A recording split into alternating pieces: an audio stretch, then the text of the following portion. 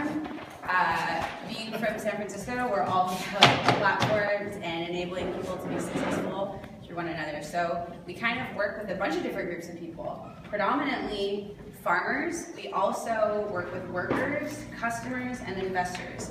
And the idea behind this is that farmers can basically have a place and a channel to say, hey, this is all of the produce I have, this is the way that I'm growing it, this is where I'm at. Consumers can then get produce from those farms, and they can also give data to this platform so that you're able to understand, okay, what are my neighbors buying? Are they buying from this farm? What are the health benefits of working with this farm and eating food from this farm? And they can, the interesting thing is that, yes, there's one form of money where you can buy the produce with money, but then you can also work at the farm, offer other types of services, and so it brings in this idea of different types of currency.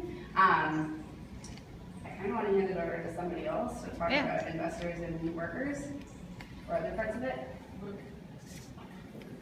Go for it, Brian. Okay, investor worker. Yeah, there's part of it is sort of the ownership and the money that the farmer needs. It doesn't have to come from traditional sources. It can come from the people who consume the food. They can, because they're interested in supporting the kind of agriculture they want for themselves, they can actually have small sort of crowdfunding kinds of investments in it. Workers can be sort of buy a share in it or earn a share in some farm or farmland through their work contribution. I want to back up a bit about the data. We talked about predictive analytics that would help the farm know what to grow and when to harvest based on what's going on out in the market, in addition to what's predicted for the weather and other kinds of things, all of which can be facilitated here. So. Nice. And a little bit about our business model, if you're wondering how we're going to make our money. So we're going to take a small percentage of the transactions that happen with consumers for things that are not monetarily tracked, like, oh, I worked on the farm for 20 hours. We're going to calculate a dollar amount from that, from non-monetary values, which we then transfer into credits.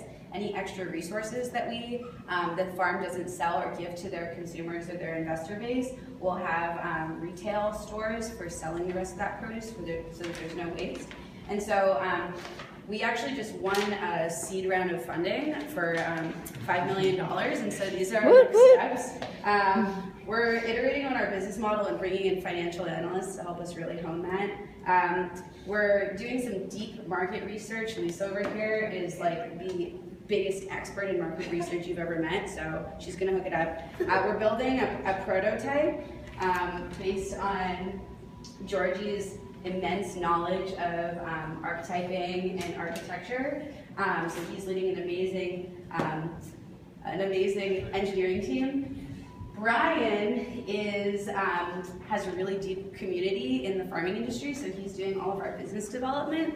And Crystal is going to be piloting it and engaging different farmers and educating them and empowering them with this. Patty's the CEO. And I'm just the one that's like cheerleading with that pom-pom.